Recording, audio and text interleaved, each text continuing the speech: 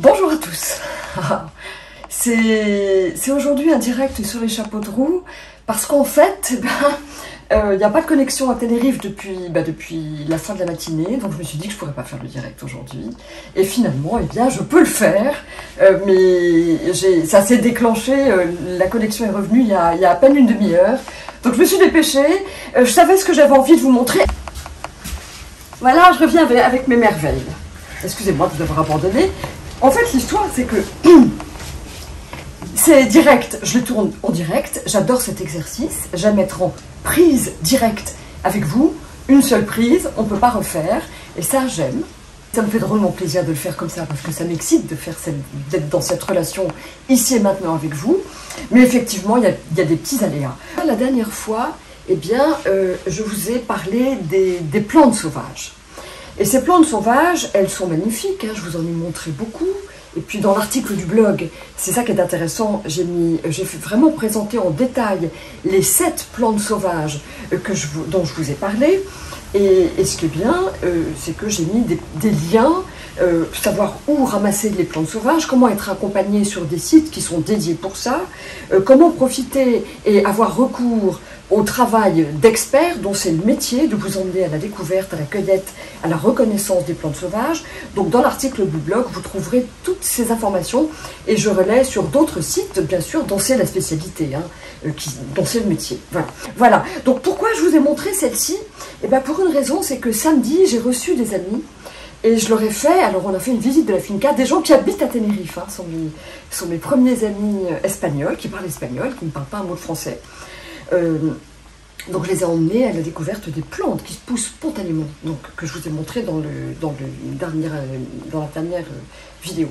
Et ce que je voulais, alors on ne les a pas toutes mangées, on en a ramassé beaucoup, on ne les a pas toutes mangées, et là vous montrez la vivacité de ces plantes sauvages. Le pourpier par exemple, qui n'a pas pris une ride, donc je l'imaginais comme si antioxydant, comme si anti-inflammatoire, comme c'est tout ce qui est antioxydant est anti-vieillissement, mais il témoigne de sa vitalité, de sa vivacité, parce qu'effectivement, il n'a pas pris une ride. Voilà, je vous le montre, il est absolument magnifique.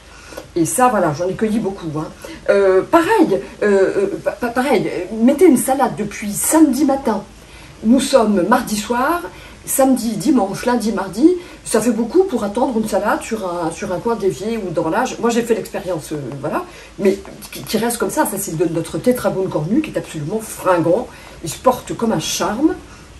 Voilà, et puis il y avait la ficoïde glaciale. Alors, elle bat tous les records, mais vous n'en trouvez pas forcément en France. Enfin, si c'est possible, elle se plante. Hein, je vous ai montré les sites hein, qui montraient comment on peut les planter, comment on peut les entretenir, etc. et les récolter. Et puis voilà, ça c'est cette vigne de Madère qui est absolument terriblement envahissante sous nos latitudes, ici, en climat subtropical. Et elle nous a fait l'honneur à tous de fleurir. Ça se mange.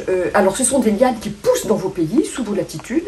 Elle n'est pas aussi avec une poussée aussi exubérante qui atteint des mètres et des mètres, qui peut couvrir, un pied peut couvrir un mur entier. Mais quand même, elle est magnifique. Et là, elle a un goût un peu de pois gourmand, un peu de pois vert.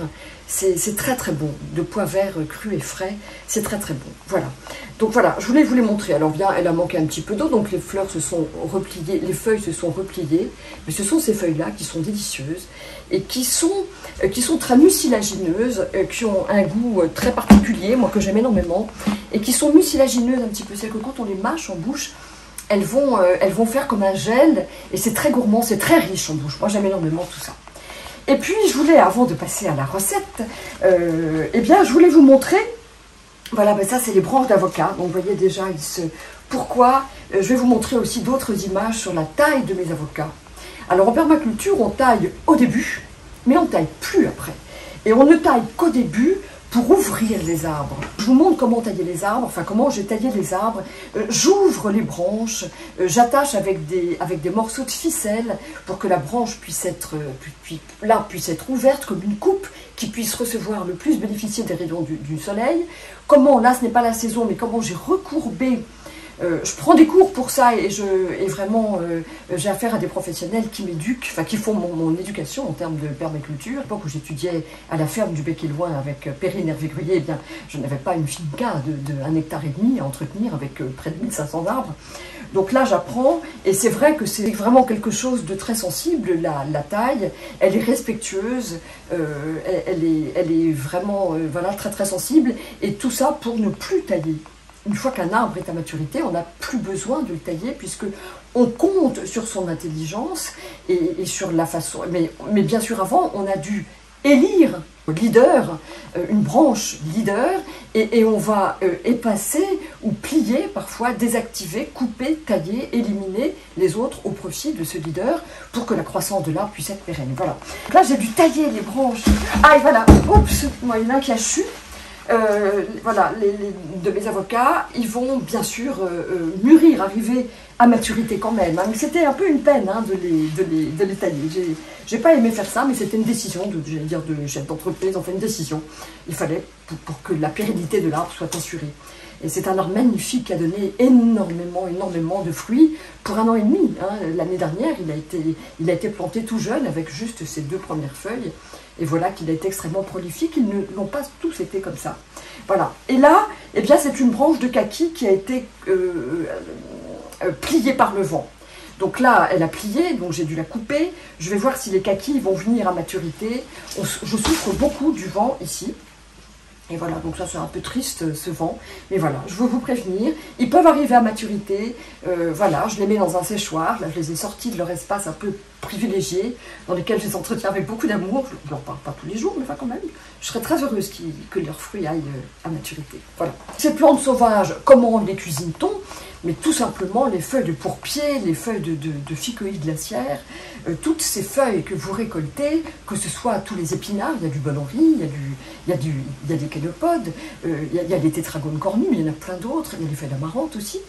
Eh bien, simplement de l'huile d'olive, éventuellement un peu de citron, du vinaigre de cidre ou un vinaigre de fruits, enfin voilà, sel, poivre ou un peu d'eau de mer, et là, voilà, vous mettez quelques fruits, quelques tomates, quelques physalis éventuellement, ou même des morceaux de mangue, des morceaux de fruits, et vous avez une salade absolument délicieuse. Voilà.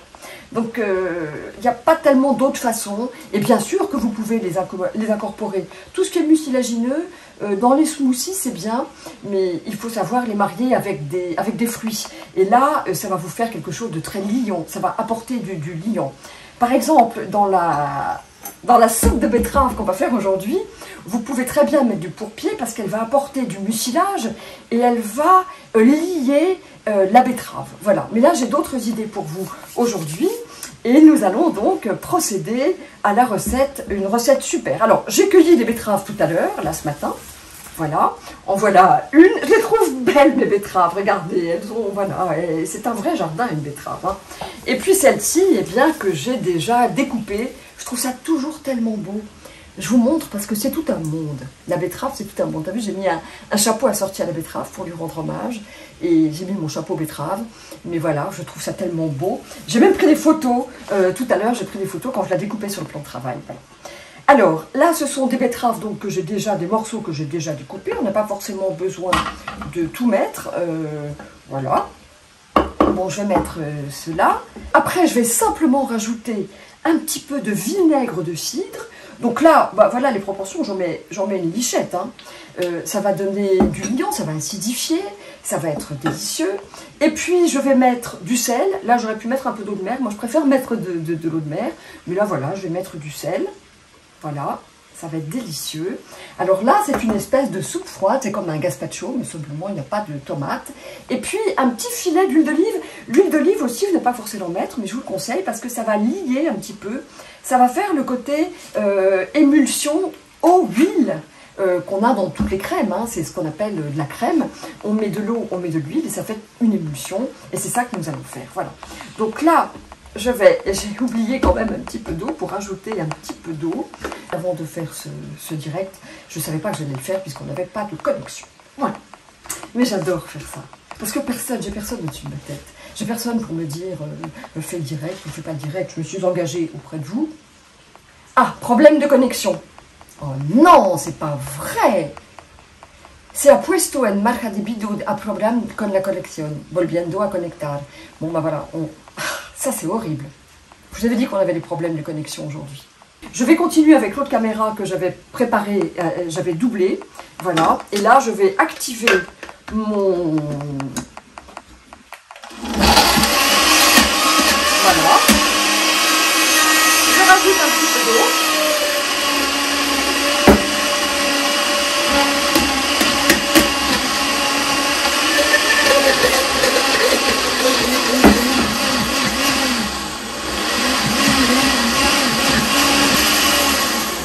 Alors là, je vous rappelle quelque chose avec ce petit blender Caddy. Si vous mettez peu de betterave et beaucoup d'eau, vous n'aurez jamais un broyage agréable, un broyage fin. Voilà.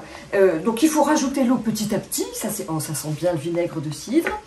Donc il faut faire un broyage assez intense. Et là, vous avez quelque chose d'absolument délicieux. Je vais le goûter tout de suite parce que je ne peux pas résister. Rien que ça, c'est très très bon. Bien sûr que vous pouvez rajouter une pomme si vous le voulez, mais là, avec du vinaigre de pomme, c'est très très bon. Et là, ce qui est vraiment très intéressant, c'est de mettre le cumin. Alors, vous avez plusieurs plantes qui vont très bien avec la betterave. Eh bien, c'est la coriandre. Voilà, en graines. Alors, vous les mettez dans un moulin à poivre. Moi, je les mets toujours dans un moulin et je broie les graines dernière minute. Elles n'en sont que plus vives, alors qu'elles n'en ont que plus de parfum. Vous avez du fenouil aussi, qui est une plante carminative, comme le carvi, comme le cumin. Des plantes carminatives, c'est-à-dire qui aident à la digestion. Le fenouil va être plus rafraîchissant. Vous avez des graines de cumin, et c'est avec elles que je vais faire aujourd'hui, parce que je trouve que c'est celles qui racontent le plus l'histoire de la betterave, qui sont plus invitées à la fête de la betterave. Donc je les mets directement comme ça, et là, elles vont être broyées. Voilà, n'hésitez pas à en mettre pas mal. Si vous l'avez en poudre, vous le mettez en poudre. Si vous l'avez aussi, je l'ai en huile essentielle. Et c'est super en petite huile essentielle. J'ai du carvi. Et l'huile essentielle de carvi, aussi carminatif. Toutes ces nuances un peu anisées, comme ça, qui ont des parfums d'anis et qui sont bien sûr, qui aident à la digestion, hein, qui participent à la digestion. Voilà. Et là, je rebroie encore un peu.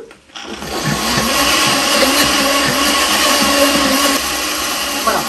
Alors, bien entendu, une fois que c'est parfaitement bien mélangé, hein, que c'est mélangé au plus, eh bien, on goûte toujours. Franchement, bon, c'est bon, mais c'est bon, vous allez être enchanté avec cette recette. C'est là que vous pouvez rajouter de l'eau. Alors, je voudrais vous montrer sa consistance là maintenant, avant que de rajouter de l'eau. Voilà. Voilà. Là, vous avez une consistance. Et ça fait un gazpacho terrible. On ne demande pas d'avoir une consistance complètement fine et broyée. Mais maintenant, vous pouvez le broyer encore plus, rajouter de l'eau, et là, vous aurez quelque chose de plus liquide, bien sûr, si vous rajoutez de l'eau. Et ce sera très bon aussi. Si vous voulez un tout petit peu plus d'onctuosité, il suffit de rajouter, mais vous avez vu comme ça coule très très très petitement, hein, mon huile. Vous rajoutez un tout petit peu d'huile. Voilà, et nous en avons terminé.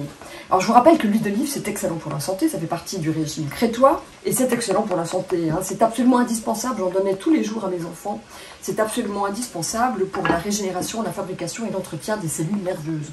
Donc de l'huile, surtout quand elle est bien sûr biologique et de première pression à froid, c'est absolument délicieux. Voilà.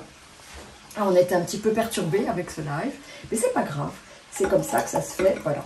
Ça c'est délicieux, c'est vraiment délicieux.